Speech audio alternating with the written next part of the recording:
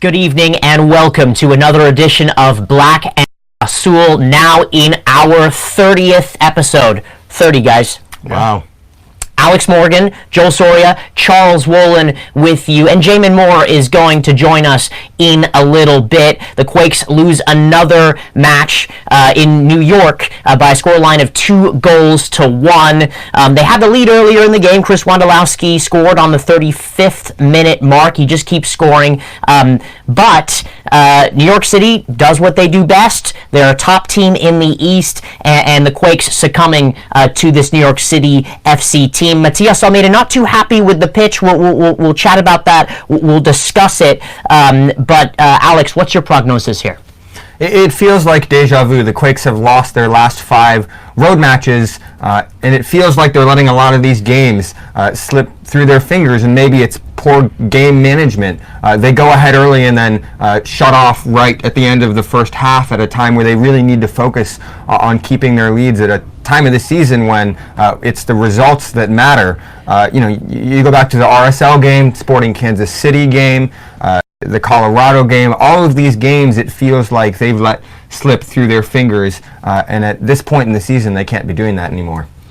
Yeah, I think NYCFC was just overall a better team than San Jose over the weekend. I think they deserve to walk out with 3 points.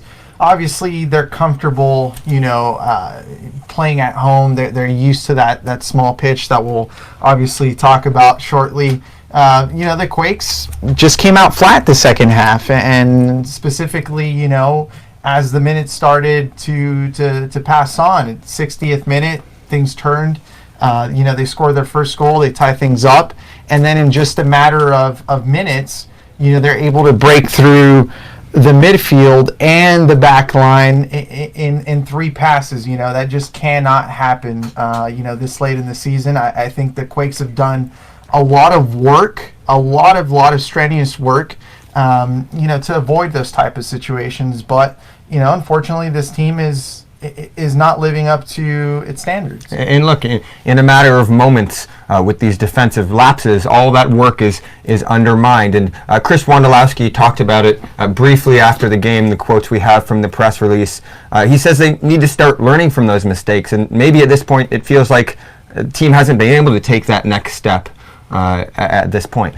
Let's talk about the pitch, and a lot of folks commenting about the pitch, and the Quakes don't always have the chance to travel to play NYCFC every year. As everyone knows, the East, there's not always a home and away, being a Western Conference team. But here's what Almeida had to say. From my experience of seeing football around the world, I think it is a point they should have in consideration, because there are regulations for measurements, and if you don't have a regulation field, you don't play. The system of play changes, and we play soccer. We don't play baseball or basketball, so we need soccer stadiums. The measurements are different. It is a great stadium, but it is a small-sided field. It is not real. It stops being realistic before the game even starts. If this league wants to be the best in the world, they cannot allow this to happen, especially when there are very nice structures. I've been accepting this since the moment I signed a contract, but these are details I have noticed within the first 9 months that they could improve. He then goes on to congratulate NYCFC, which were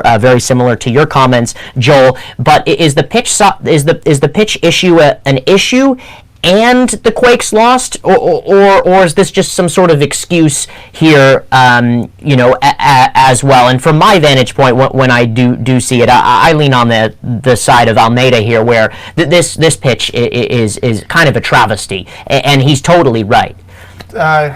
I completely agree. Almeida is dead on. Yankee Stadium is beautiful. It's pristine. It's historic. It's meaningful. It has a great left field. It has a great right field. But it's a baseball stadium. Yeah. It's not meant for soccer-specific purposes. It's a complete travesty. The fact that in 2019, an MLS team still plays in a baseball stadium, like the U.S. men's national team had played their last game at a baseball stadium. This should not be happening, specifically not with or with one of the most prestigious teams that the league has to offer. he's right. I don't think it's an excuse. I think it's time to really speak about this because NYCFC as an organization has been pushing, quote unquote, for a site to build a new soccer-specific stadium on, but they haven't made any progress. And yes, geographically speaking, they don't have much to work with. But at the same time, I mean, the league granted, this ownership group the ability to put a team in New York City because, one of those prerequisites said that they had to build a soccer-specific stadium sooner rather than later, and they still have yet to achieve that. I think there needs to be more pressure put on the organization and on the league specifically for this to change, because there's no need for two teams who are some of the best sides on their respective conferences to be playing on an amateur field. In what league do we see this? Yeah, I think at the highest level, Mateus Almeida is clearly right. Clearly, it's a disaster for New York City FC and for the league that they don't have a stadium. And also in terms of the actual play, there's a reason that New York City FC are undefeated in their last 8 home matches.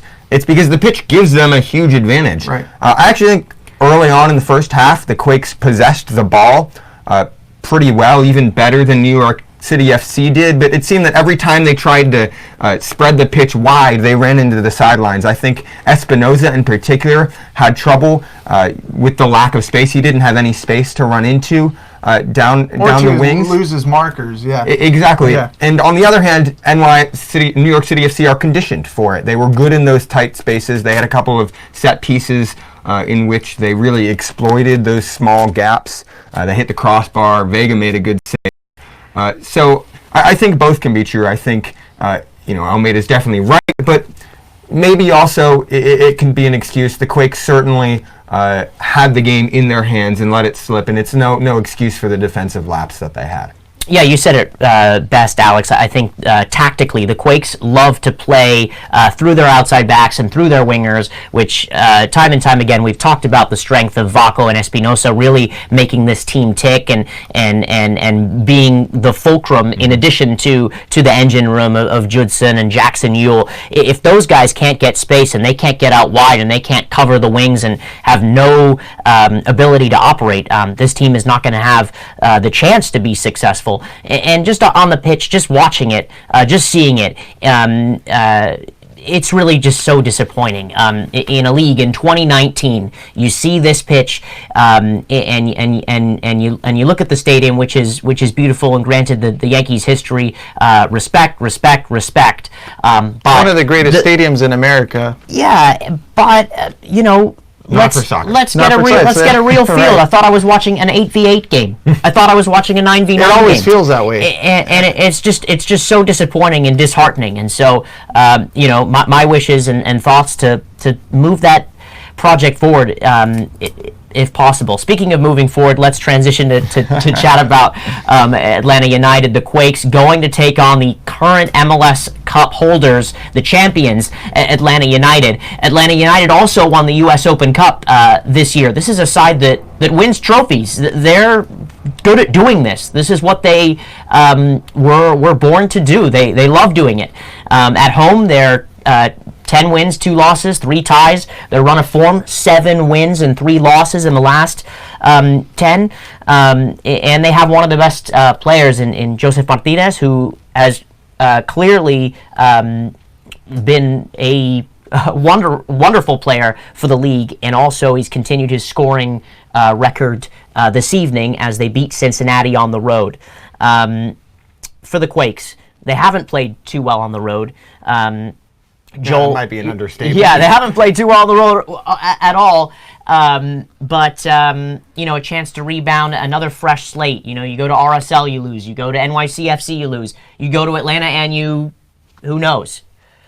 Get shellacked. You never know. You never know. I think that's the biggest possibility, is that the Quakes will come back deteriorated, wounded from what might be a one-side battle. I think Atlanta United has everything going for itself, to walk away from Mercedes-Benz Stadium with 3 points and maybe 4 goals to their name. I'm sure Josef Martinez will be able to extend the record. Obviously, I think the key to this game is the Quakes, stopping Martinez for at least 60, 70 minutes, just voiding him out of the game. And I think a lot of that will depend on Florian Jungwirth, who a couple of weeks back, if we all remember, kept Zlatan Ibrahimovic at bay. It's a tough task. The Quakes have lost their last 5 on the road, but 4 of those, as you said, were by a goal. With Atlanta United, things are a little different. They did lose against a good Columbus team, like the Quakes lost against a good Columbus team at home. But they still have so much firepower. And at any second, things can get ugly for visiting teams in Atlanta. The Quakes will most certainly be up against it. I personally don't think they'll have any chance of keeping Atlanta and keeping Martinez off the score sheet. The Quakes haven't kept clean sheet on the road since April, I believe, and I don't think this will be the game where they reverse that. Trend. But look, Atlanta lost 3-1 to Columbus in their last home match, so I guess that means the Quakes can do it too if they have a really promising night going forward. Let's pull up the quote here from Mateus Almeida about Josef Martinez. He says, "There are ways to mark him, but he's the type of player that can surprise you because he is creative. Against creative players, there is always danger. They are difficult opponents. They are players that can mark the difference." I think it's make the difference here. "We hope he scores a goal, and he hopes to score 3. That way his scoring streak continues. That would be nice for him." Clearly, you can see the respect, the respect, and the kind of the honor, prestige that Mateus Almeida gives him, and that's from. We'll get into talking about Mathias coming back to the sideline here. He was on the sideline against New York City, but how important he is. But I think this is another showing of just a manager that just knows his stuff and that transcends so many different things. I mean, he's a global football manager that says, you know what, this guy can score, and good for him. I'd like to maybe see him score, but I'd like to win the game as well. So I think that see that often in this league, and that speaks to the character of Mateus Almeida and what he's brought to San Jose this year. Yeah, absolutely. I think it's real recognizes real, right? Yeah, and Mathias really exudes this class with statements like these. But the focus is Josef Martinez. Josef Martinez has scored in 15 consecutive games. We're talking 6 games out of tying Lionel Messi's world record. This is some serious stuff, and people on a global scale can say what they want to say about the league that he's doing it in, but credit to Martinez. There aren't many players, obviously, as the world record books show, that can be as consistent as him. Like I was telling our colleague Jamon Moore, the Quakes might do, Florian, for instance, if he ends up marking Martinez, which I think, he should, if he does end up marking him, and if he does keep him at bay, if he keeps him on his pocket, per se, it only takes a fraction of a second for Martinez to not necessarily lose Florian's mark, but just to take advantage of faulty defending from another Quakes player, right? Being back post and, for instance, theoretical, but Guram losing mark of one of his players, of Beatty, and the ball coming through, and there's just he's like Wondolowski, if you give him space, he'll punish you for it. Yeah, look, I think he'll be licking his lips looking at this Quakes team. New York City FC scored by, a darting run in behind the center back. That's one of the things that Martinez is so good at. And I think in particular down this left side, he's going to be looking to exploit there. We saw a performance from Marcos Lopez at left back against New York City FC that left a lot to be desired. Tommy Thompson as well down the right made a couple critical errors at key moments. And neither of those players are the most experienced. So I think that, looking forward, I might like to see Salinas get the start at left back over Lopez. This is something we've been calling for, we've been talking about on the show for a couple weeks now. Why Salinas hasn't been playing. He finally comes in at halftime against New York and doesn't make his mistake. That's what he does. He's consistent. He has the nous. He has the experience to know what he needs to do. And I think in this situation against Atlanta United, that's what the Quakes will need, is maybe opposed to more of a risky player like Lopez. Certainly, and just thinking about this and thinking out, the Quakes have only won 3 games on the road this year. It was at LA Galaxy, one of the more famous wins, at Toronto, one of the other famous wins, and against Dallas as well.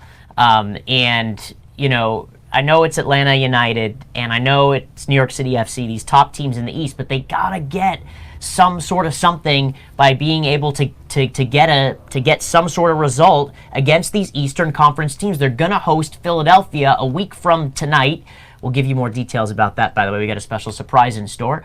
But they've got to be able to pick up some points against these top teams in the East. One, because you're playing on the road and you got the one home game against Philadelphia. But at the same time, they need the confidence going into the playoffs, because if they don't, you're going to see the Quakes go on the road and they're going to have a tough time. Not saying they're going to lose or it's automatic, but we saw 2 years ago against Vancouver, they went on the road, they played that game, they lost 5-0. If they limp into the playoffs, they're going to limp out of the playoffs. And for us to cover this team and seeing this team at its peak from late spring to the summer, they're certainly worthy of more. And so I don't give predictions often, but I do think that they may be able to get some sort of famous result in Atlanta somehow. And I'm not necessarily giving a projection here, but I'm saying the Quakes are worthy of some sort of famous result in this next 4 games, because the 1-2 famous results that they got, okay, cool, at Galaxy, cool at home and thumping the Galaxy, they need to get a couple more famous results.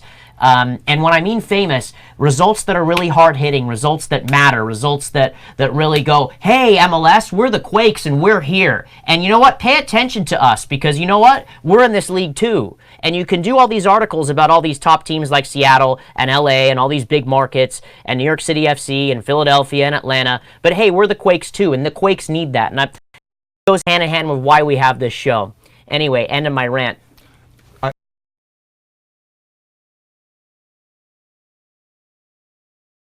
At this point, the Quakes just need to focus on getting into the playoffs. They know what they need to do. If you look at the stats, if they can secure 2 wins from these last 4 games, it's 94% odds. If they only win once, it's more of a toss-up. So if they can go and get that win against Atlanta United, that will put them in a great position. But if not, that'll put a lot of pressure on them for the 2 home games. Look, if Columbus can do it, I think the Quakes can do it.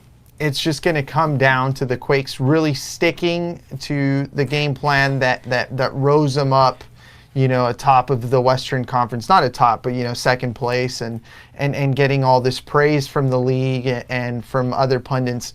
That's what it's going to take. And I think we saw some of that against New York City FC, right? I think we can agree on an attacking base. The Quakes were pushing. I actually thought the loss was most disappointing because they played well in the first half. Right. Not because they played poorly, but it was frustrating because they played well. Yeah. And it comes down to those defensive lapses, and it comes down to the concentration away from home. I asked Jackson Ewell today whether he thought that the reason why they suffer a little bit more away is due to the fact that they don't have, 15, 12,000 strong behind them. And he said not exactly. He thinks that the reason why the Quakes are struggling away is purely based on their mentality in game, which I found interesting, because this team really hit that switch, right, that never went off seasons prior, of just being able to pick themselves up when going down 1-0 or just finishing off a game strong. That's what made the Quakes different this season. But as the months went on after the summertime, that started to fade. So they need to find that again. And I don't know what it's going to take, because the Quakes are in a pretty comfortable position. No one expected them, to be in the playoff race. at this time of the year with 4 games left. So maybe some complacency, but this is starting to get urgent. It goes down to game management, I think. That's what I said at the top of the show. They're not able to hold on to these leads and these games they're in. They're losing it at the last gasp, and that could come back to bite them. We're looking at the results tonight. Theoretically, if both Portland and Seattle win tonight, the Quakes could be out of a playoff position tonight. And so in that situation, they're now on the outside looking in, and they still have a lot of work to do. We are Black and Azul. Just so you guys know, you can ask us some questions. You can comment on the side. Juan Carlos Cardenas, Satish, Murgesian, Javier Leon, welcome to the show. Seven Gone and Vintage on Tap, if you're still there, welcome to the show. Ask us some questions. We like to take your questions. Javier Leon, you are actually correct. I got that one wrong. The Dallas game, it was away at Vancouver. Thank you for correcting us here, and that away record. That Vancouver game before that 5-game losing streak started, actually was the last away win they had. Let's chat about Mateus Almeida, as there was an article that came out on Mateus Almeida today on FIFA.com, which this is not just any article. This is about someone that played in the World Cup for native Argentina and coached in Mexico in addition to Argentina. And there were some really good questions here that were asked, and notably at the end, of course, FIFA.com asked the question, do you aspire to be a national team coach in the near future, or do you think such a role for someone older is not fussed on experience the day-to-day rush that club offers? I thought this was a really interesting response. He says, I would love to. For me, just because you're a national team coach doesn't mean you lay about at home. Although you don't go to training every day, there is still a lot of work to be done. You take in many games, keep in touch with players, and know how they are doing off the pitch. It would be a chance for you to go to another World Cup. And he goes, going to a World Cup is the most fun you can have in football. I'd love to enjoy and experience something as special as this again. And so at the end of this quote, he says, it would be icing of my coaching career. And then at the bottom, it shows him playing in the 1998 World Cup round of 16 game for Argentina, playing in defensive midfield position there against Paul Ince of England. Tom Ince's dad. Yeah, exactly. And again, it just speaks volumes to the character of Mateus Almeida. And look, this is the Quakes coach with a feature on FIFA.com. I'm not going to get carried away with this, and nobody should. But this is a big deal, and this is why the Quakes brought this guy in. And there's musings about Mathias going this place or going that place, etc. And at some time he will be a national team manager. He's very upfront about that. But this is why the Quakes got him. He's a global football manager that understands that this is a global.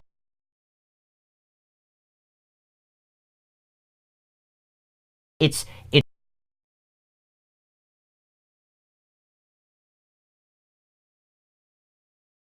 that he's coached teams in Argentina and brought them up, coached teams in Mexico and brought them up, and the likes of Chivas, of course, winning the CONCACAF Champions League, and now with the Quakes. And they ask him about that as well. And it's a really, really important piece to read, because it just, again, speaks volumes of the guy.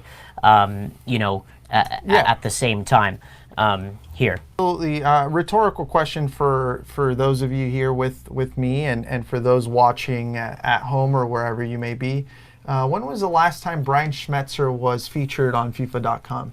Never. I don't recall a time. Yeah, exactly. So we're talking about the grandeur of Mateus Almeida, right? And you spoke about all the rumors surrounding Mathias, his possible departure. Yes, that time will eventually come. Mathias isn't going to be in San Jose forever. I think we all know that. But look, the reason I think why he was so candid about this question regarding coaching at a World Cup was because, that is his goal. That's what he wants to do. That's truly what he wants to do. And I mean, he said it outright. He wants to coach Argentina. A couple of months ago, he said, I would swim to Argentina if I was called in as a manager. I think that speaks volumes to the affection he has for his country and for his national team. Now, also on his contract, there's only 2 destinations that he can actually go to, and one of them, as it's been reported before, is the Argentine national team, and the other is the Mexican national team. In theory, no team can lure Mateus Almeida from San Jose unless they pay a significant fee. And I'm not entirely sure where that fee stands. I've seen a report of it being as high as $3 million. But long story short, the only way that Mathias will leave San Jose in the immediate future is if he goes to either of those 2 national teams that I mentioned. But yeah, overall, just a great interview. Mathias is a world figure in this sport. I think his pedigree goes beyond MLS, and that's why a couple of months, almost a year now in, it's so hard to believe that El Pelado is the coach of the San Jose Earthquakes. Yeah, it's not going to be Mexico, by the way. The Mexican Football Federation, speaking to sources down in Mexico, when I was down there recently, effectively said, that they don't want to play his style in Mexico. So it's unlikely to ever be that. Not only that, Tata Martino, I think, is sitting in a pretty good spot and probably will be for a while. Yeah, I agree. Short of a failure in the World Cup, that's gargantuan or something like that. I agree with you, and I would actually have, if I'm a Quakes fan, I'm looking at Argentina in 2020 in the Copa America, because if the national team doesn't perform there, and they're hosting the group stage in the Copa America in 2020 to align with the Euros. By the way, it feels like we have a Copa America every year, but I love it. If you're thinking about that, that's coming up next summer, and then you think that maybe if they don't do so well like the World Cup in 2018, they may have eyes on him, especially if he does well with the Quakes, which I think he'll continue to do. But fantastic reporting on the contract, Joel, in terms of what he can leave for. And Jamon, I totally agree with you. And then the last point I'm going to make here is he's right about a World Cup. It's such a special, marvelous occasion. There's no really words that can describe it. I had the chance and opportunity and privilege to go to Brazil in 2014 for a whole month and covered it. And got to go to 3 different cities and 4 matches, and it's a special time. And he's totally right where he's talking about World Cups being the pinnacle of this, and quite rightly so. It is, and if you have a chance to go to a World Cup, if you ever do, go. Please go. I just, again, think that this piece is so important, and again, speaks so much about Mateus Almeida. Yeah, and I also think his scheme, his philosophy, his tactical stance would be that much more effective on an international level, given the fact that it's almost starting to become too saturated in league play, right? I think a lot of teams have really caught on by this time, and maybe that also has played a huge part in the Quakes not being as effective in the last couple of months, specifically on the road, is that the sample size is much bigger now, and a lot of teams have been able to catch on the Quakes' strong points, and they've been really able to minimize the impact that they had on the field. I think if Mathias were to take his game to a international level, and if he was able to maybe take a little bit more time on preparing himself for games, he would catch a lot more teams by surprise. And if you have the quality that teams like the Mexican national team Argentina, you can already imagine what he can assemble. I'm talking a world superpower that would, it can be a definite contender for any silverware that they would play for.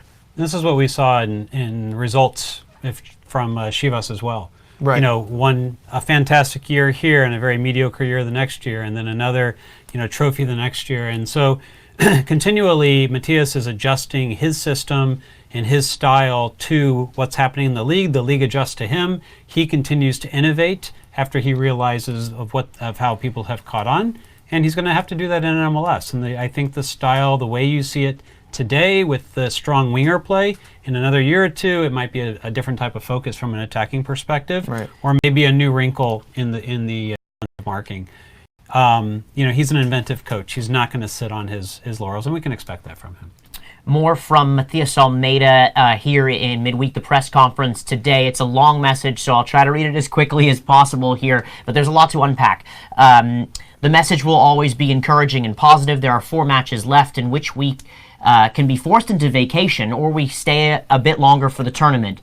If anyone at the start of the season said we'd be fighting in the playoffs, many would have doubt that. I believe in the possibility. The coaching staff believe. We convinced the players to believe. The club directors started believing, and now we are a few steps from achieving something that seemed impossible. I am very happy with what we have accomplished to date.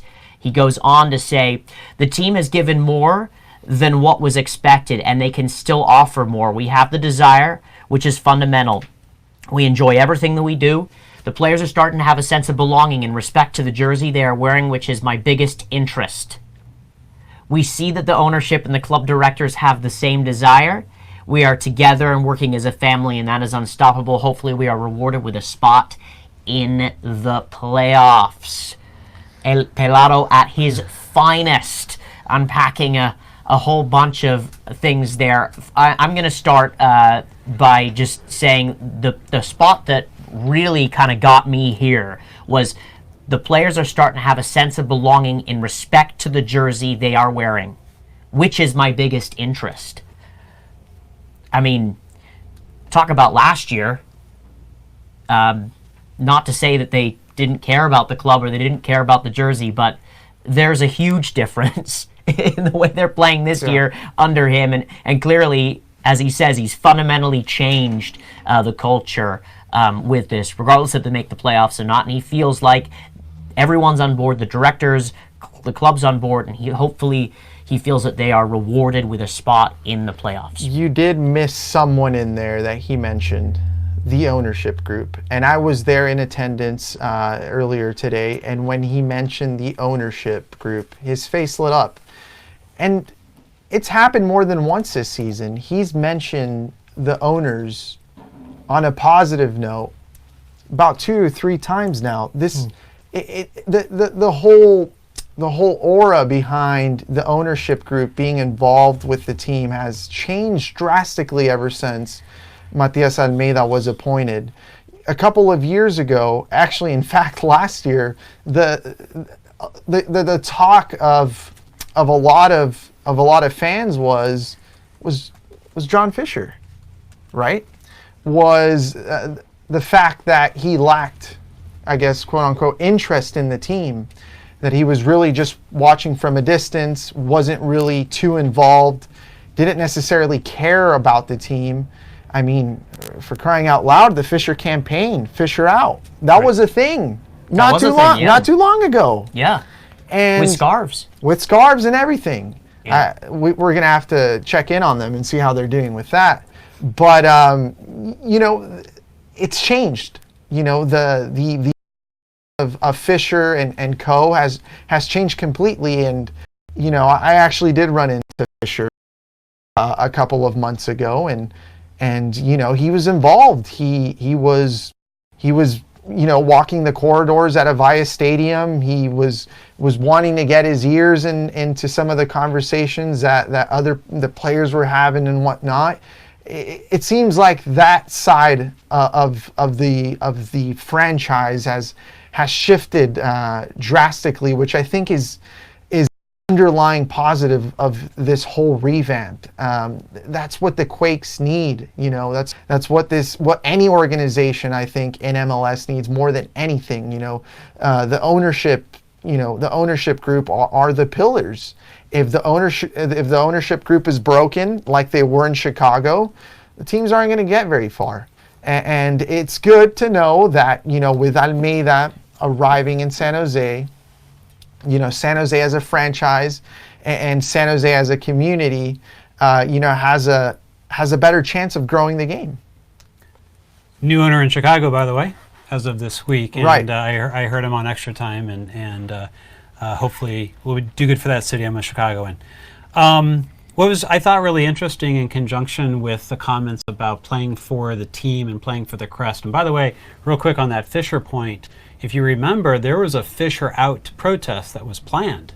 Oh, right. That was being executed. Yeah. And Fisher actually shows up for a game, and that's right about the time that everything shifts, right? Yeah. I mean, the timing, it was at that game. The timing of that, you right. know, it can't be completely coincidental, right? I think that's important. But I want to get back to the players playing for the crest, because in that same FIFA article that you were talking about earlier, Charles, there was a question which is, hey, you follow that Bushido code of conduct, and do you try to rub this off on the players? I'm not going to read the full quote here. And basically, Mathias goes on to say that it's a personal journey of his. He doesn't push it on anybody, but he's so excited about how the players have actually accepted this message and have really done that. And the question was, are you close to achieving this? And his answer is, they're already at this point. The change has been incredible. We saw what the players look like when they leave after the stadium after a defeat. Now they're angry if they only manage a draw, and goes on to talk about this. So another plug for the FIFA article. I thought it was fantastic, and definitely worthwhile reading.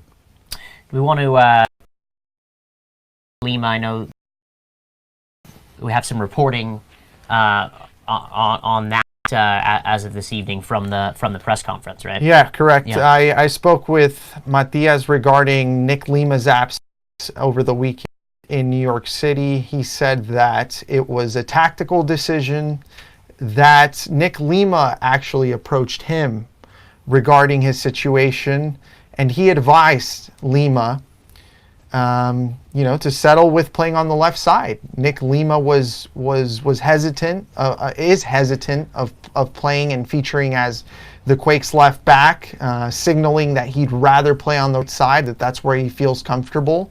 But Mathias was trying to convince him, at least to my understanding, that's what he tried telling me, that he tried convincing Nick that he's better off being a reversible player, right? Being a dynamic player, being able to fill multiple roles, that he'd rather have Nick develop that side of his game.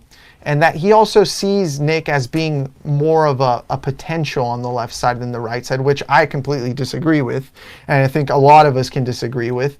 But it's interesting that there has been talks, some sort of friction, healthy friction, between the soon-to-be 25-year-old, arguably the Quakes' biggest asset, and Mateus Almeida, who also hinted that Marcos Lopez, once again, will start against Atlanta United.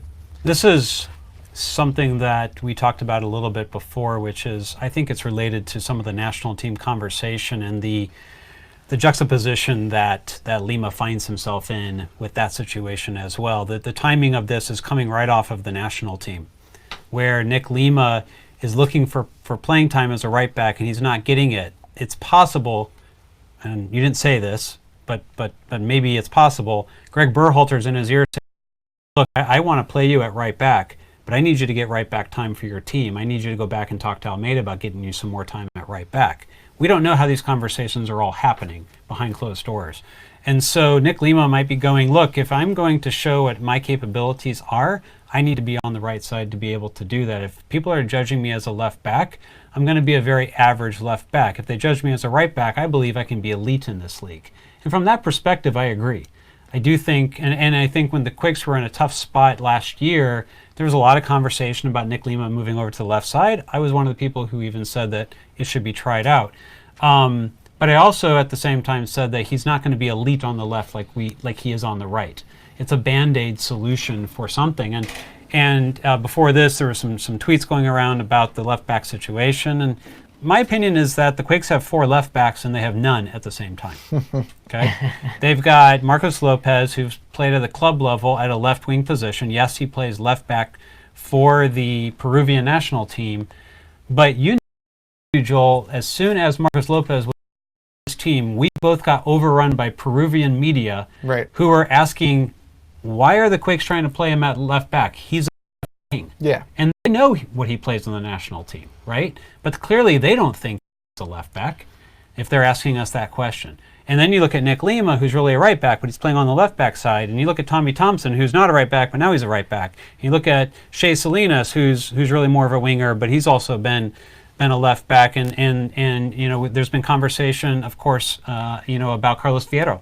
So the Quakes don't really have a true left back all this time later, right? And they've got a lot of people who try to play the position. I actually think a lot of the New York City game problems came from the outside back positions. Yeah, of from course. People who are not natural left backs or outside backs, full backs. Yeah. And I think that's actually, in some ways, what Mathias wants, to be quite honest. Yeah. He wants the players who can go forward and give him that offense. And I feel he is willing to take the risk on the defensive side of that equation. 100%. He's played like that at Chivas too. And so the fans' frustration with Marcos Lopez, and I felt it, and maybe I even fueled it a little bit. You did. You certainly and did. Matt Doyle jumped all over it, maybe because it. I said you it. You fueled it. But and Matt Doyle in his article, at the end of the week, said that's the recipe to beat the Quakes right now is to target Marcos Lopez. Man. Okay, so look, let's all take a chill. All right, he's likely to play this weekend, and it's a risk that Mateus Almeida is willing to play. The conversation that we should be having is he the best attacking left back option? And that's where I disagree. That's where I agree with Alex Morgan that I think Shea Salinas is a better option. I think from a defensive side, I think he showed it in the second half. I think going forward, Marcos Lopez hasn't shown much. Look, and Shea's had goals this year. Right. If you're gonna play Shea Salinas, I'd say you'd play him as a left winger. Yeah. You didn't have Vaco. Vaco didn't start last game. It was Fierro. You go with Shea Salinas on the left side as a left winger, and you have Marcos Lopez as a left back. I think that Marcos Lopez played no worse than Tommy Thompson against New York City FC. Tommy Thompson was at fault for both goals. Partially. For both goals. I think he so was Marcos. He was the clear-cut culprit. No, but look at the shoulder pull situation. The second goal happened because Marcos Lopez, a 19-year-old, okay, didn't pull the shoulder and didn't take the tactical foul. And the same thing happened in the second half. Shea Salinas did it right away and took the yellow card. That's the difference. Okay, but if that's the difference. I wish that's a veteran versus we had the basically a clip. rookie. I wish we had the clip, because if we had the clip, you could tell that Tommy Thompson was at least 3 yards away from the player who made his run, who was absolutely. And he should have been there. He shouldn't have been dribbling. He should have cleared the ball. There's all kinds of stuff. And that was the first goal. I'm referring to the second goal. The second goal, you said Marcos Lopez should have made the foul. Yes, he probably should have. But at the same time, Tommy Thompson was not on the player there, and him turn inside the ball. He decides to tap the ball and not, get it out of sight. Yeah. I think Tommy Thompson has done an average job this season. I think he has actually stepped up a lot. Like Mathias said, Mathias was full of praise for Tommy, and he's been all season. Reason why Nick has kind of been in this conundrum is because TT has stepped up in Mathias's eyes, and he's become the undisputed starting right back. But yeah. I personally think that the Quakes would be much better off with Nick on the right and with either Lopez or Tommy Thompson or Shea Salinas on the left. Although I do prefer Shea as a left winger, as a left midfielder. He's a left midfielder by trade. We all do. We all do. But if Mathias is saying, I don't care so much about the defensive side, I want the attacking side, who are your best two attacking options going forward on the outside? I think that's how Lopez made a name for himself at Sporting Cristal. He was a dynamic, direct fullback/winger. But he hasn't shown it this season. He hasn't shown it, but he has though. There have Not been consistently. not consistently. But then at the same time, what players in this league play consistent football? I would argue that. Chris Wondolowski. Well, there are a few. There are a few. Oh, he has his ups and downs too. Let me rephrase that. You may want to hold that if you don't. How many 19-year-olds? How many 19-year-olds? Absolutely. But no one twisted anyone's arm and said you had to sign a 19-year-old, right? You're going into that situation with your eyes wide open. Right, but at the same time, everybody knew that that the Quakes needed a left back. Yes. And so they invested a lot of money in Almeida, and then Almeida went ahead and signed Marco Lopez in the beginning. There's definitely transition going on. I do think that runs out of the back, prone to get caught out of position. I agree, but he's the left back for the future for this Quakes team. It really is. And Nick Lima is caught in a very interesting position here because of the fact that Tommy Thompson is playing well. And, he's getting, he's having some B+, A- games, maybe B. Who? Tommy Thompson. Maybe last game was just a C. a little bit, it's just good. And it's good enough for that right back position. And he likes to on the ball. He likes the way that he gets up that right side. But as you said, Jamon, we could argue all day about which 4 players can be the 4 wingers for this Earthquakes team. We haven't left back before or at right back, and he likes him there. And you never know. If he's really in a pinch, he could send him back there too, and boom, he could have a goal. Boom, he could have a couple of assists. I think that would be risky business. Fierro has not been living up to any of his expectations. As an attacking player, I don't but he think played he'd him be as better- outside back. I don't think he'd be better much. I don't think he'd be better off as a defender because a big part of his play is tracking the back line. Right, he's asked to press, and he just hasn't been up to speed. And at least from what I've been able. The one thing you have to think about is what happens if you have Nick Lima on the right, okay, Shea Salinas on the left. You have Flo, and you have Kasia in the middle. What do you have? I think You have the 2018 Quakes defense. Yeah. Oof. What a comment. Satish. Just be careful. Just be Your careful. question 80-90% of this Quakes team, Absolutely. is that. Absolutely. is But 2018. is that what you want to send up against Atlanta United this weekend to try to get 3 points? I mean, they Gotta try something Okay. with Marco Lopez, maybe. Satish, I think we answered your question, but I'm going to put it up on the screen for you since you were the first one that asked a question. With tough games coming up, do you think Lopez will get any minutes the rest of the season? The answer is yes. The answer is he is starting this weekend. not confirmed. Not confirmed, but but Mathias did Leaning hit. that direction, yeah. leaning in that direction. Let's go to Vintage on Tap. Looking back on Almeida being gone for so many games, what changed the most with the players in his absence? What should be pushing them to? What should he be doing now to push them now that he's back? Besides the win! Exclamation mark. It's time to get back to shooting. I said it last week. Yeah. How many shots did they manage against NYCFC on a small 17? pitch? Okay. It's not bad. Yeah, it was okay. I think that actually made them look better. I think it kept some of the pressure forward, at least in the first half. To me, it's not about the man-marking defense. It's about the way that the Quakes attack and keep the pressure forward and hold the ball in, and they do that by applying shot after shot after shot after shot and keeping the defense on their toes and tiring In other them out. words, you just need to make sure that Cristian Espinosa has a good game. That's it. That's what it comes down to. And when they had good offensive moments, as we talked about before the show, they were interchanging between Vaco. Vaco didn't get his assist from his left side. He got it from the right. He infects when Espinosa is on in a good situation. He infects Chris and Vaco alike, and that's when and Matt Eriksson. and Eriksson as well. The floodgates just open, and the team just becomes this extremely fluid monster that no one really wants to get in front of. Right. So to me, it is interchange offensively. Get in the flow. Man marking, it doesn't matter who they pick up anyway, so it doesn't matter how you end up when you turn over the ball.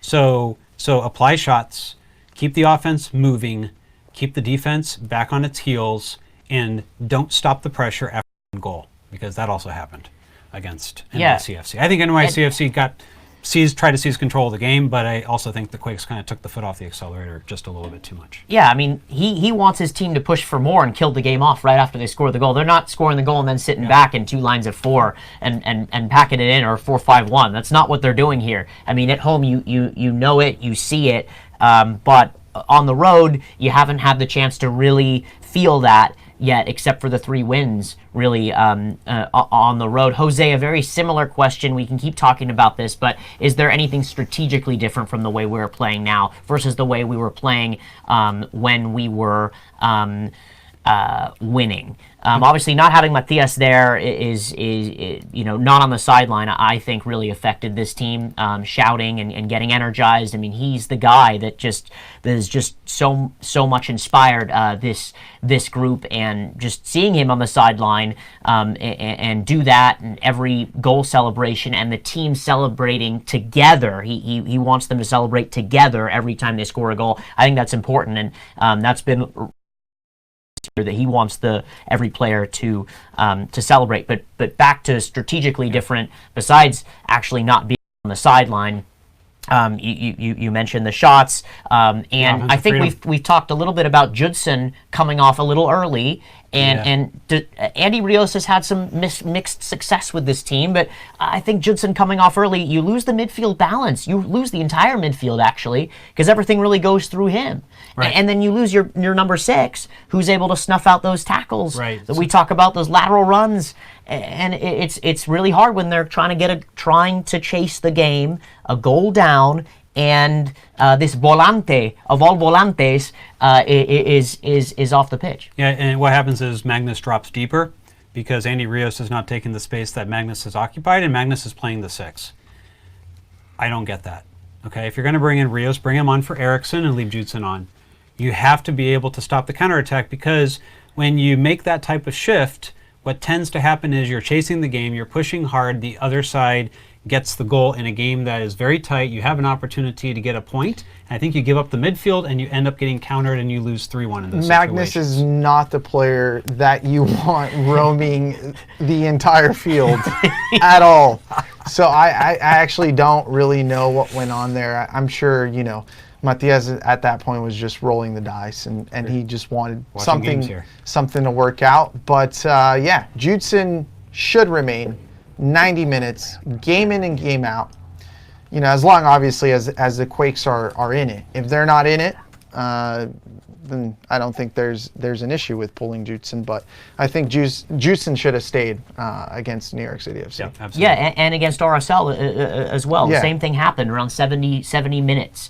Javier Leon, we are blessed to have Almeida, and the time will come for him to leave, hopefully not soon, but after him we cannot relegate to under-level coaches. We need coaches from his pedigree. It's MLS 3.0, and I couldn't agree more, Javier, with this comment. There's too many coaches that are just kind of mediocre in this league, that just have their chance, or they've been part of this coaching tree or coaching club for a while.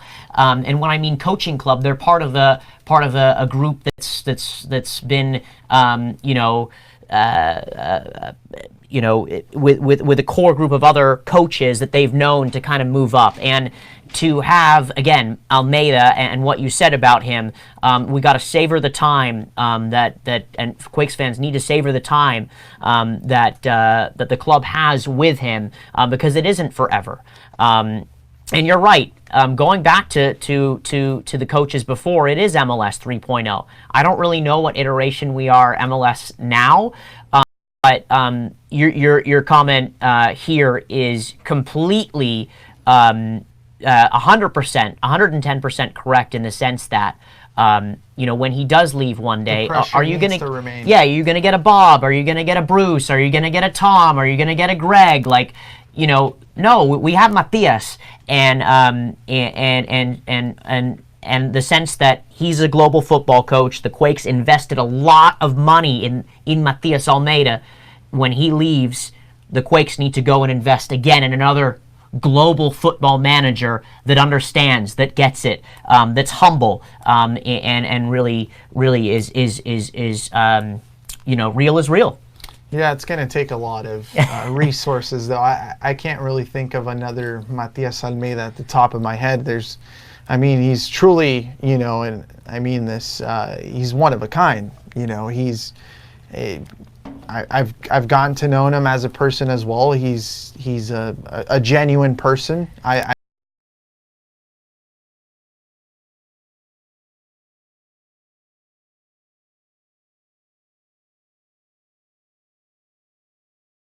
agree that when that time does come, the Quakes really just need to go after someone that is known worldwide. I'll just have a very quick comment on this. So long as we live in a salary capped age and there is no salary cap on your manager, that is where you spend your money. Yeah. Well said. Let's finish up with some playoff probabilities for this evening. And Jamon's going to go ahead and pull up the playoff probabilities here, both from 538 and Soccer Analysis Evolved.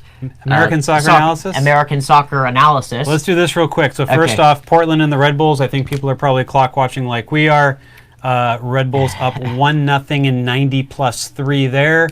Some kind of, I think, not so great news for the Quakes is Seattle and Dallas are at 0-0, 4 minutes into stoppage time. If that goes to a draw, FC Dallas picks up a road point. At this point, I think that's actually more damaging to the Quakes' playoff hopes than Seattle getting 3. Yeah. So that's what's sitting up there. So coming into this, though, Seattle with 49 points has a 98% chance to make the playoffs. LAFC obviously is already in. Portland 87. Real Salt Lake at 95. Galaxy, this says 94. San Jose sitting at 71. FC Dallas at 56. The road draw is likely to bump FC Dallas up. It'll be quite interesting to see what those probabilities look like tomorrow. Where's Galaxy? Galaxy right now at 94% according to 538. And they're 1 point ahead of the Earthquakes, 45 points for the LA Galaxy, 44 for the Quakes in the 6th position. Just behind them, the Portland Timbers in 7th and 43, currently losing to New York Red Bulls. As it stands, they would not pick up any points, but Dallas, who's tied with points with the Portland Timbers, but behind as well. Here it looks like in a head-to-head, maybe the goal differential is strange on my computer here, but FC Dallas would go into the 7th position. Portland would go into the 8th position. It's really getting down to it here. It's coming down to the wire. The Quakes need points. All of these teams need points. There's a little bit of a gap opening up now between 2 and 7, I'd say. Seattle 49 and Portland 43.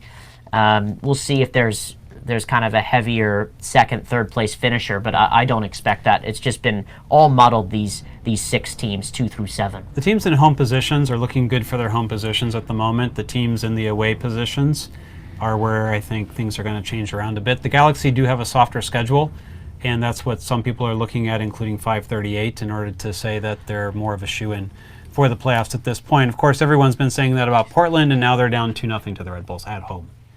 So they have all these home games. They've now lost 5 home games this season. Yeah, they lost their previous game as well. And the Quakes are due to play them in the last game of the season. Why? Because right now everyone just bunkers on them, and they can't break it down.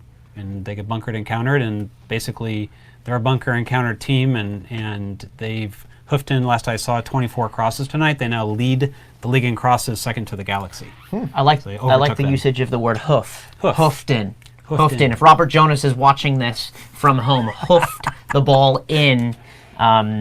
Just so you know, crossed across the balls, purposeless crosses. Let's pull up the other side with the American Soccer Analysis percentages. Give me a second there. Like I said it last week, though, guys, I think it's a shame, that the Quakes are on the outside looking in terms of hosting a playoff match. Yeah, absolutely. Super disappointing. You know, they were in the driver's position to be that team, to be one of those 4 teams that was going to host or is going to host a Western Conference playoff game, and you know, now they're fighting, you know, to be in the top 7. At the end of the day, we'll make it into something. You know, the writing's on the wall, really. Just inklings of 2017 all over again, where the Quakes are going to make the playoffs on their last swim, and once they show up and they travel and they prepare, they're going to they're probably going to take a pretty bad beating. I don't know. Finding it difficult. I don't know. I mean, I would agree with you. I think if it's Seattle, not so much. If it's Seattle, we've already seen them play Seattle on the road, and even when they weren't at their best, Seattle's not a better team than they were. So, you know, I actually would like a Seattle road matchup for the Quakes, and let's see how the home game goes against Seattle first. But at the moment, I feel kind of good about 3-9-3 is the Quakes' away record this season. Yeah, absolutely. But one of those equivalent to RSL's, by the way. One of those 9 is against Seattle. Yeah. So.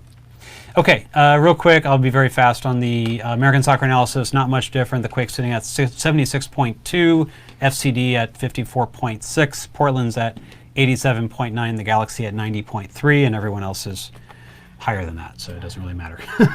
wow, that's some good stats. So there you go. That's some good stats. Everybody that's tuned into our show tonight, just want to thank you as always. Juan Carlos Cardenas, Joel Velez, Javier Leon, Jose, Vintage on Tap, Satish Murugesan, and Seven Gone. This is Black and Azul. This is your show, and we appreciate you guys tuning in. This is our 30th episode this evening. I'm going to bring Alex Morgan out, and just want to thank him. Jamon Moore right here. My name is Charles Wollin, Joel Soria right here. Our associate producer is Aaron Sholl, our executive producer and director, Jason Sholl. And guess what? Next week we will be live from Avaya Stadium with a post-game reaction live there for you up in the pressed gantries. Thank you so much for tuning into our program. By tuning into this program, you help grow the game of soccer in our country and in our community. Cheers. Good night. Take care. Bye-bye. Thank you.